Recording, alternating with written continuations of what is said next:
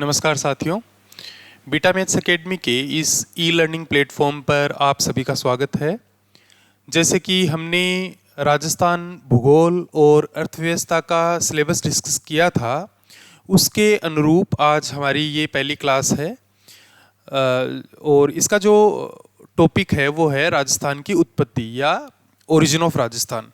ठीक है, तो ओरिजिन ऑफ राजस्थान से रिलेटेड कई मत दिए गए। उनमें सबसे जो फेमस मत है वो अल्फ्रेड वेगनर ने दिया था 1912 के अंदर, और उन्होंने अपनी एक थ्योरी दी थी कॉन्टिनेंटल ड्रिफ्ट थ्योरी। ठीक है, जो कॉन्टिनेंटल ड्रिफ्ट थ्योरी है, इसमें नाम से ही आपको पता चल रहा है, इन्होंने बोला कि जो मेग्मा है, पृथ्वी की जो कोर है, कोर के ऊपर जो एस्थेनोस्फीयर है या मेग्मा जो होता है, ठीक है, तो वो जो मेग्मा है उसके ऊपर कॉन्टिनेंट्स हैं वो ड्रिफ्ट करते रहते हैं। ठीक है, ऐसा अल्फ्रेड वेगनर ने बोला 1912 के अंदर, इन्होंने ये अपनी थ्योरी दी। ठीक है, तो इन्होंने क्या बोला कि जो अर्थ की सरफेस है उसमें वो दो पार्ट्स में डिवाइडेड है। पहला है मैसिव सुपर कॉन्टिनेंट जिसको विशाल महाद्वीप बोलते हैं, और दूसरा है मेगा ओशन जिसको विशाल महासागर बोलते हैं। ठीक है, तो जो अर्थ की सरफेस है उसके दो ही पार्ट हैं, एक तो बहुत बड़ा महाद्वीप है और एक बहुत बड़ा महासागर है। ठीक है, जो बहुत बड़ा महाद्वीप है उसको अल्फ्रेड वेगनर ने बोला पेंजिया, और जो बहुत बड़ा महासागर है उसको अल्फ्रेड वेगनर ने बोला पेंथलाशा। ठीक है, तो यहां पे देखिए, जो मैसिव सुपर कॉन्टिनेंट था उसका नाम इन्होंने दिया पेंजिया, और जो मेगा ओशन था उसका नाम दिया इन्होंने पेंथलासा। ठीक है, ये जो पेंथलासा है इसके अंदर सभी महासागर हैं वो सम्मिलित होते हैं। जैसे अभी तो अपन देखते हैं ना, अलग अलग नाम से बुलाते हैं, Arctic ocean, Pacific ocean, Indian ocean, तो सब महासागरों को मिला के जो एक महासागर बनता है उसको बोलते हैं हम पेंथलाशा।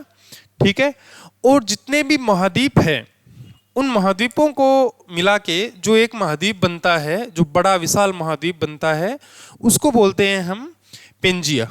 ठीक है, अब ये जो पेंजिया है उसका जब ब्रेकडाउन हुआ तो ये दो भागों में टूट गया। पहला था लोरेसिया और दूसरा था गोंडवाना। ठीक है, लोरेसिया और गोंडवाना, तो ये तो टूटेगा नहीं, समुद्र का क्या ही टूटेगा। ठीक है, तो टूटेगा क्या, जो महाद्वीप है, बहुत विशाल महाद्वीप है जिसको हम पेंजिया बोल रहे हैं, वो दो भागों में टूटा। ठीक है, कौन कौन से दो भाग थे? पहला था लोरेसिया और दूसरा था गोंडवाना लैंड। ठीक है, लोरेसिया को हम अंगारा लैंड भी बोलते हैं। लोरेसिया कौन सा भाग था? जैसे मान लो ये एक बहुत बड़ा महाद्वीप है जिसको हम पेंजिया बोल रहे हैं, तो जो ऊपर वाला भाग है ये तो हो गया लोरेसिया, या फिर इसको अंगारा लैंड भी बोलते हैं। ठीक है, और जो नीचे वाला है वो हो गया गोंडवाना लैंड। ठीक है,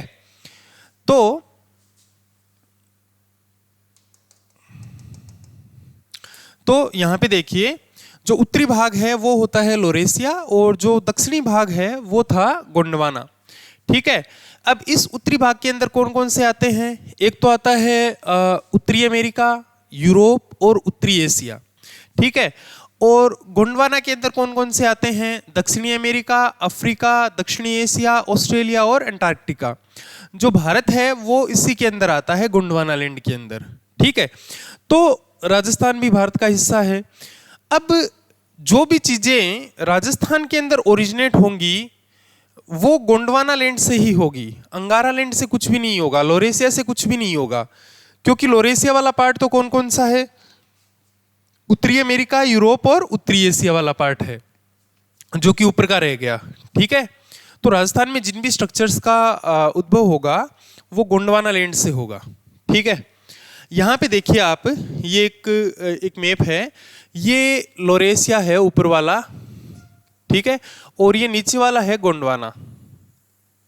ठीक है, जब ये दोनों पार्ट्स टूटते हैं, ठीक है, अलग अलग होते हैं, पेंजिया टूटता है और दो भागों में अलग अलग होता है, तो बीच में गर्त बन जाता है, खड्डा बन जाता है, आप ऐसे समझ सकते हो।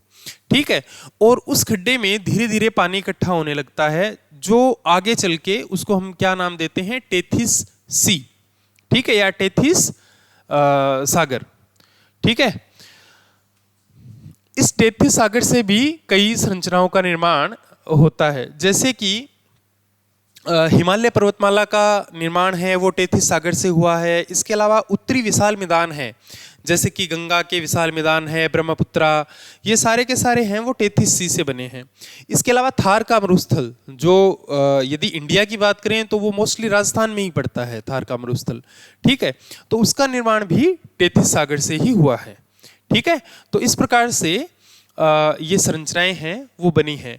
यहाँ पे एक चीज जो है वो ये कि ये जो पेंजिया और पेंथलासा है, जो दो चीजें हैं, ठीक है, ये लगभग ये वाली स्ट्रक्चर है वो 250 मिलियन ईयर्स पहले थी। ठीक है, 250 मिलियन ईयर्स पहले थी। और धीरे धीरे जब पेंजिया दो भागों में टूट के अलग हुआ है ना, एल्फ्रेड वेगनर ने क्या कहा कि भी जो कॉन्टिनेंट है वो ड्रिफ्ट होता है, और ड्रिफ्ट होके वो अलग अलग हो जाता है, कई बार ब्रेक डाउन होके। ठीक है, तो वो जो टेथिस सागर बना तो वो उसके बाद में ही बनेगा। ठीक है, तो टेथिस सागर का निर्माण है वो लगभग 200 मिलियन ईयर्स अगो हुआ था।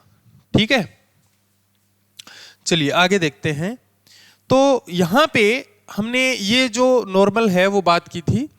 अब यहां पे देखिए, राजस्थान का जो निर्माण है वो दो ही चीजों से हुआ है, गोंडवाना लैंड और टेथिस सागर। ठीक है, ये दो ही चीजों से। अंगारा लैंड से तो होने से रहा, वो तो ऊपर वाला भाग हो गया, तो वहां से नहीं होगा, कभी भी ऑप्शन में ऐसा आए तो वो नहीं होगा, है ना। अब यहां पे देखिए, सबसे पहले बात करते हैं हम गोंडवाना लैंड की। ठीक है, ये गोंडवाना लैंड से जो भी स्ट्रक्चर्स बनी हैं वो काफी प्राचीन हैं, जैसा कि हमने पहले ही देख चुके हैं कि टेथिस सी पेंजिया के ब्रेकडाउन होने के बाद में बना था।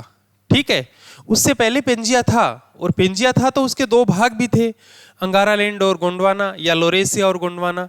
ठीक है, तो गोंडवाना है वो टेथिस सी से पुराना है, तो जो भी स्ट्रक्चर्स गोंडवाना से बनेगी वो पुरानी होगी। किसके कंपैरिजन में, टेथिस सी से बनी हुई स्ट्रक्चर्स के कंपैरिजन में। ठीक है, गोंडवाना लैंड से राजस्थान में कौन कौन सी स्ट्रक्चर्स बनी हैं, तो देखिए, एक तो अरावली और एक हाड़ौती का पठार। ठीक है, अरावली पर्वतमाला और एक हाड़ौती का पठार, दक्षिणी पूर्वी जो हाड़ौती का पठार है वो। ठीक है, यदि आपको पता होगा, मैं आपको एक रफ क्लासिफिकेशन बता देता हूं फिजियोग्राफिक डिवीजन राजस्थान का। हालांकि ये हम आने वाले नेक्स्ट चैप्टर में भी पढ़ेंगे, लेकिन फिर भी आपको एक बेसिक नॉलेज के लिए मैं यहाँ पे बता देता हूँ। देखिए, ये अपना राजस्थान है और ये बीच में अरावली पर्वतमाला है। ठीक है, ये एक तो ये, और एक ये जिसको हम हाड़ौती का पठार बोलते हैं। कोटा बूंदी बारा झालावाड़ वाला जो एरिया होता है उसको हाड़ौती एरिया बोलते हैं। ठीक है, चूंकि ये पठारी भाग है तो इसको हाड़ौती का पठार बोलते हैं। ठीक है, तो ये जो दो स्ट्रक्चर्स हैं, पहली और ये सेकंड, इन दोनों का निर्माण है वो किससे हुआ है, गोंडवाना लैंड से हुआ है। ठीक है, इसके बाद में यहां पे देखिए, अरावली है वो कौन से काल में बनी थी, प्री कैम्ब्रियन काल के अंदर अरावली का फॉर्मेशन हुआ था, जबकि हाड़ौती है उसका फॉर्मेशन क्रिटेशियस काल में हुआ था। ठीक है, अब ये आपको याद रखना है, ये क्वेश्चंस में पूछा जाता है। ठीक है, ऊपर वाली जो चीजें थी वो हमने समझने के लिए पढ़ी थी।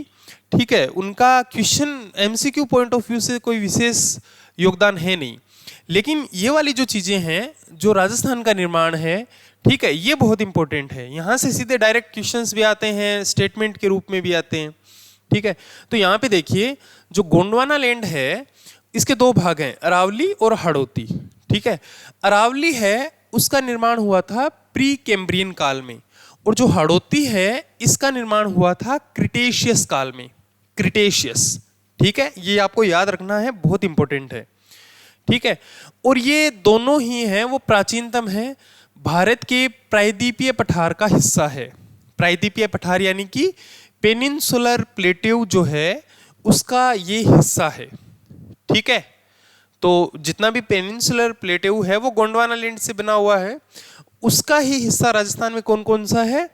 एक तो अरावली और एक हाड़ौती। जैसे हमने अभी देखा था, ये एक तो अरावली रीजन हो गया और ये हाड़ौती वाला रीजन हो गया। ये दोनों ही पेनिनसुलर प्लेटेऊ के हिस्से हैं या फिर प्रायद्वीपीय पठार का हिस्सा है।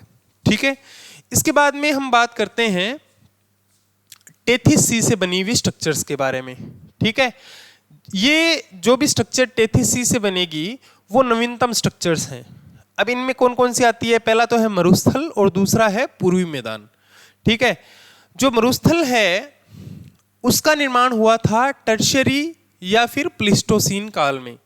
ठीक है, तो आप ऐसा याद रख सकते हैं कि थार टी और टर्शियरी भी टी से।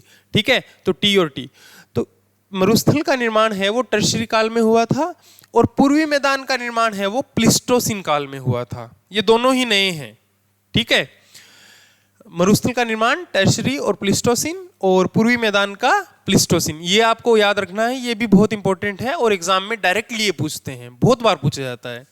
ठीक है, प्लीस्टोसीन ये भारत के उत्तरी विशाल मैदान या फिर ग्रेट नॉर्दर्न प्लेन्स का हिस्सा है। ग्रेट नॉर्दर्न प्लेन्स जो हैं उनका हिस्सा है। ठीक है, अब ग्रेट नॉर्दर्न प्लेन्स का एक्सटेंशन कहाँ पे है राजस्थान से आगे? तो भाई जो यमुना के मैदान है, गंगा के मैदान है, ये सारे के सारे उत्तरी विशाल मैदान का ही तो हिस्सा हैं। ठीक है, उसी का हिस्सा है वो कौन सा है? एक तो ये थार वाला रीजन है जिसको हम थार डेजर्ट बोलते हैं, और एक ये ईस्टर्न प्लेन्स वाला हिस्सा है ये। ठीक है, चूंकि बाद में टेथिस सी है वो सूख गया था वहाँ से, तो उसके जो अवशेष हैं वो इस थार डेजर्ट वाले रीजन में पाए जाते हैं। ठीक है, और ये जो ईस्टर्न प्लेन्स है यहाँ पे ये नदियों द्वारा बनाया गया प्लेन है। ठीक है, यहाँ पे मुख्यतः चंबल, बनास और उनकी सहायक नदियाँ हैं, वो इस मैदान को इस मैदान में अपवाह करती हैं। यहाँ पे नीचे की तरफ माही नदी है, वो भी यहाँ पे रहती है। ठीक है, तो इस प्रकार से हमने देखा कि राजस्थान का निर्माण है वो दो प्रकार की संरचनाओं से हुआ है, एक तो गोंडवाना लैंड और एक टेथिस सी। गोंडवाना लैंड से एक तो अरावली बना है और एक हाड़ौती।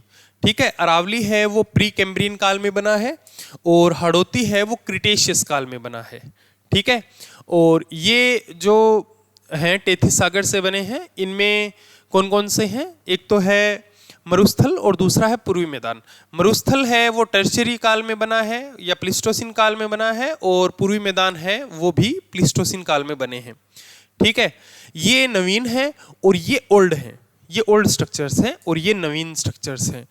हालांकि हम इनके बारे में डिटेल में पढ़ेंगे आगे वाले चैप्टर्स में, लेकिन अभी के लिए आप इतना याद रखिए कि ये जो इन्फॉर्मेशन है जो लिखी हुई है वो आपको अच्छे से याद रखनी है। ठीक है, ये कोई बड़ा चैप्टर नहीं है, बहुत छोटा सा एक आप ऐसा बोल सकते हो टॉपिक है, एक चैप्टर भी नहीं है, है ना पूरा। ठीक है, और जो भी इंपॉर्टेंट चीज़ें थी वो मैंने आपको सारी बता दी, है ना। फालतू का बोल बच्चन करने से कोई फ़ायदा होता नहीं है, जो एग्ज़ाम में आता नहीं है तो टाइम वेस्ट उसके ऊपर करने से कोई मतलब नहीं है, क्लास को लंबा खींचने से। ठीक है, तो इस क्लास को हम यहीं पे समाप्त करते हैं। आगे आने वाली क्लासेस में आप बने रहिए। यदि आपको ये क्लासेज अच्छी लगती हैं तो लाइक कीजिए, और आप यदि कोई आपकी क्वेरी है तो कमेंट सेक्शन में कीजिए, और चैनल को भी सब्सक्राइब कीजिए। आगे आने वाली क्लासेस के लिए हमारे साथ बने रहिए। Thank you.